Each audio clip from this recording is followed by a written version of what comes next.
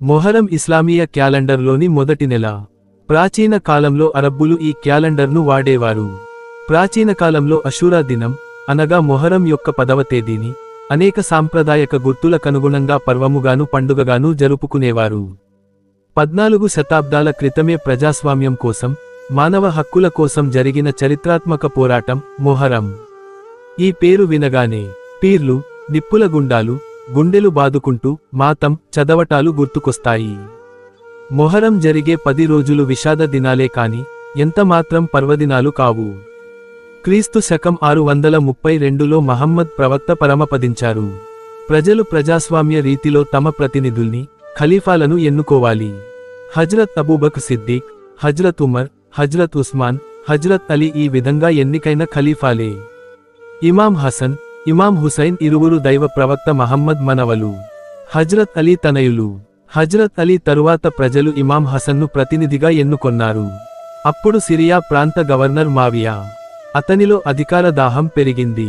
కత్తితో రాజ్యాన్ని హస్తగతం చేసుకోవాలని కుట్ర పన్నాడు. యుద్ధం ప్రకటించి ఇమాం హసన్ను గద్దెదించాలనుకొన్నాడు.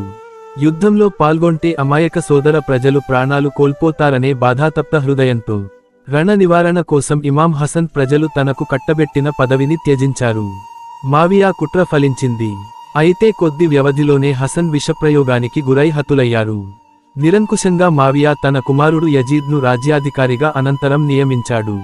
ఇస్లామీయ ధర్మశాస్త్రాన్ననుసరించి సంప్రదింపులే సమస్యల విమోచనకు మార్గాలు. చర్చల కోసం ఇమాం హుసైన్ రాజధాని కుఫాకు బయల్దేరారు.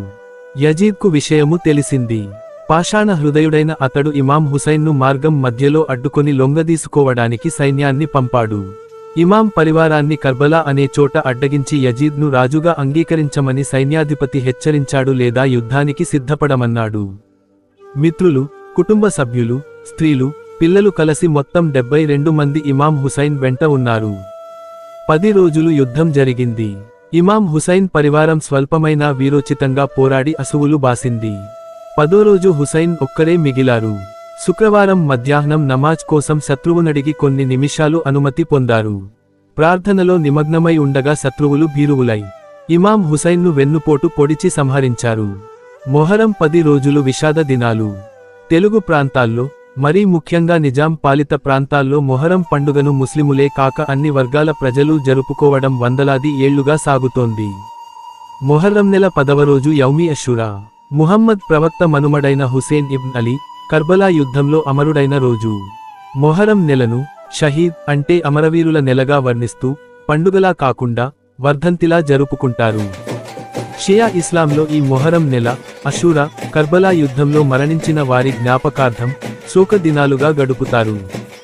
షియాలు మాతం అంటే శోక ప్రకటన జరుపుతారు. తెలంగాణలో పలుచోట్ల ఈ మొహరం పండుగను పీర్ల పండుగ అనే పేరుతో జరుపుకుంటారు. హైదరాబాద్ పాతబస్తీలో షియా ముస్లింలు తమను తాము హింసించుకుంటూ విషాదం వ్యక్తం చేస్తూ ఊరేగింపులో పాల్గొంటారు. బీబీకా అలావా నుంచి ప్రారంభమై ఈ ఊరేగింపు అలీజా కోట్ల, చార్మినార్, గుల్జార్ హౌస్, మీరాలం మండి, దారుల్ షిఫాల మీదుగా కొనసాగి చాదర్ ఘాట్ వద్ద ముగుస్తుంది.